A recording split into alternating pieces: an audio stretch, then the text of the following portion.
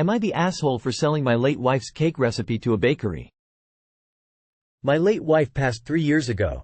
Our 2 kids were in their late 20s at the time. It's been a hard few years, and it is even harder now that I live alone. She had a lovely dark chocolate cherry cake. It was my favorite thing that she would make, and I always requested it for Father's Day.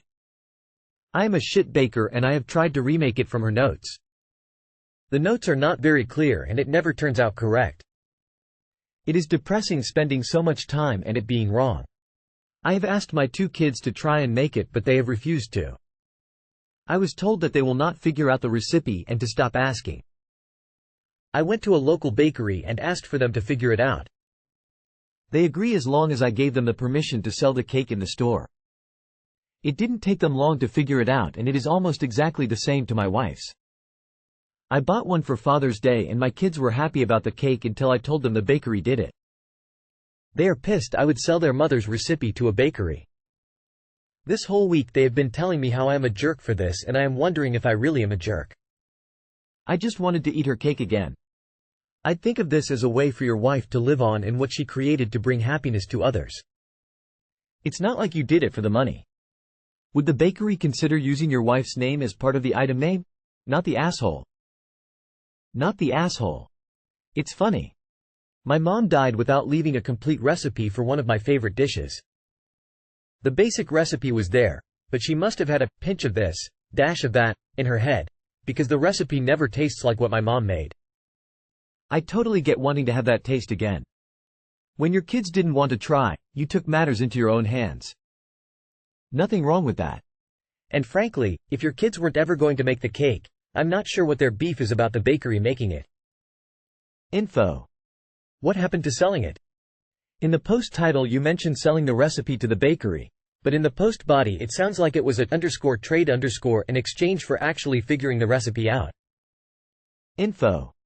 Have you asked your kids why they refused to help you with the recipe, and why they are angry that you gave the recipe to a bakery in return for their making the cake and being able to sell it? Not the asshole. I literally hate the idea behind family secret recipes.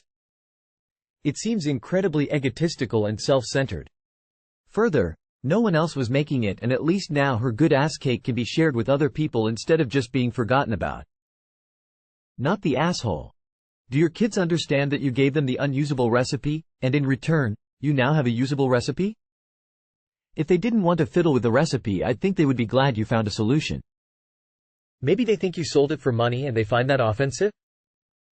Am I the asshole for keeping score of everything I've ever done for my husband? I'm a woman in my late 50s, married to my husband, early 60s. We've been married for 30-odd years. I have fulfilled the role of a traditional wife for much of our marriage, and I left paid work soon into our marriage. My husband is very successful in his business and we live comfortably. All our children are adults now. My husband built his business from the ground up, and I was instrumental to the early success which set it up to be what it is today. We were having lunch with our children when my son mentioned that his wife didn't want to be trad wife and do what I did to raise the kids. She raised concerns about how vulnerable a position it is and that she doesn't want to solely depend on him for money. He wanted me to talk to her and convince her by telling her how it worked out for me. I said I understood where she was coming from, and being a housewife is incredibly risky and vulnerable, especially if he leaves her and she's been out of the labor force for a while. He countered that it had worked for his father and I because I trusted him as my husband to provide for me, and why couldn't his wife do the same? I told him I have a meticulous record of all contributions I have ever made to the family business, recently digitized with the help of my daughter, so that if worst ever happened, I wouldn't be relying on the mercy of a man to feed myself. I told him I have made many contingency plans over the years to minimize the risk of being a housewife and compensate for my lack of pension and benefits I'd have had I not left the labor force. My son and husband were angered by this. Both said it showed a lack of trust, and my husband especially feels I've had one foot out the door our entire marriage, and that my little escape plan included plans to shaft him of his business. I told him the fact that he refers to it as his business rather than ours is exactly why I kept those records and why I won't be telling my daughter-in-law to do what she doesn't want to do. Am I the asshole? Note it's late here, so I'm going to respond in the morning. Thank you. Good morning. Thank you for your engagement. I have read and responded to as many comments as I'm able. Thank you for sharing your perspectives and 99% of you being really polite. I'm going away for a spa weekend with the women in my family this weekend, so I'm going to use that time to reflect and decide how to proceed. Take care XX. Not the asshole, and I hope you talk to your dill privately. She is very wise not to put herself at the mercy of your son. Many stay-at-home moms are speaking out about how after decades of trust and unpaid labor and multiple children, their ex-husband just divorced them. They were ruined financially. It's great to be a stay-at-home mom if both partners want it, but a man should never force it on his future wife. If I were Dill, I would run. Their values do not align. He will make her life miserable. Not the asshole. Seems like you were being realistic. Most marriages end in divorce. Your husband's reaction suggests you had good reason to believe he would take as much as he could. But in any case, if it's comforting, you'd generally be entitled to one half no matter what. Not the asshole. But do talk to your husband and explain this. While some women stay in a marriage, even if it's loveless or even abusive, because they're trapped, you indeed had other options and chose to stay in your marriage and with him. Small edit. Also tell your son that the economy is different and today's wages just don't buy what they used to. Not the asshole, and I find it significant other weird when men react like this, especially your husband. Like what, is he mad that he couldn't just divorce you scot-free if he wanted? And if he's not going to divorce you, then why does he care so much? Edit. Spelling. Not the asshole, you weren't keeping score. You were keeping business records. Not the asshole. You sound smart as hell and generously passing your wisdom to a woman of the next generation. I hope your son and husband can get over themselves and see why this is sensible. Am I the asshole for helping my Bill's wife with advice on how to agree on baby names? My husband's brother and his wife are expecting a baby together. This is their first. My husband and I have 4 kids, so we've been there, done that, and we're both happy with our kids' names. For the sake of the post, Bill's wife is going to be Emma. So Emma came to me a few weeks ago and asked me how my husband and I figured out names for our kids because she and brother-in-law haven't listed the name yet for their baby. She said they've made a few lists already, but there's never one name overlapping. She said given we seem to find our names easily and we're still happy, she felt I was a good person to ask. I decided to help her without going into, name your baby this, or, use this to get a baby name, and instead I told her some steps my husband and I took. 1. Write a list of top names, top 10, 20, 50, whatever, and choose the names off each other's list that are absolutely never going to happen, and accept that and don't hold a grudge over it. 2. Discuss what your priority is in a name. For us it was a name that fit among peers, not too old, not too weird, but where they would still be the only name in the class. 3. Try to have fun with it both individually and together. 4. Take breaks if you feel yourself getting stressed or frustrated. Emma took it all in and even made some notes on her phone while we talked. She thanked me for the words of wisdom. Then she went to brother-in-law and all seemed fine. Until he found out I had given advice. He told me I had no business interfering and told my husband I should mind my business. My husband stood up for me and said Emma had asked and I didn't interfere. I didn't try to talk them into a name. I just gave some tips on how they could work together better. Emma apologized to me for brother-in-law getting so angry. Brother-in-law said I should at least apologize before we put this to bed. He said I did overstep with my advice. My husband said brother-in-law is being unreasonable. Am I the asshole? Gee, I wonder why your sister-in-law is having trouble picking out names with her husband. He sounds so reasonable and sane, and not an asshole at all. It's just a total mystery. Op. Do not apologize for having a conversation with your sister-in-law and telling her how you and your husband managed to name your kids and not have it turn into a fight or a tragedy. Especially since she asked you. How are you to know her husband would be offended by this? Well, you know, now.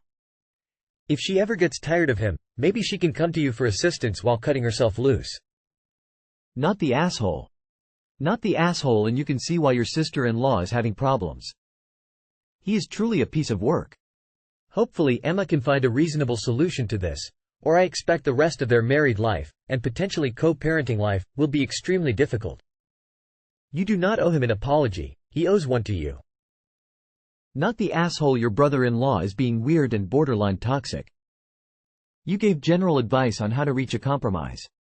I could be wrong, but I suspect your brother-in-law is upset that he is being expected to compromise rather than just get his way. Good for your husband for standing up for you too. I should at least apologize. For what exactly? Not the asshole. It's such a silly thing for him to be mad about. All you gave was advice, not name suggestions.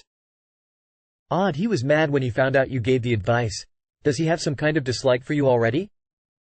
Would he react like this if someone else gave this advice?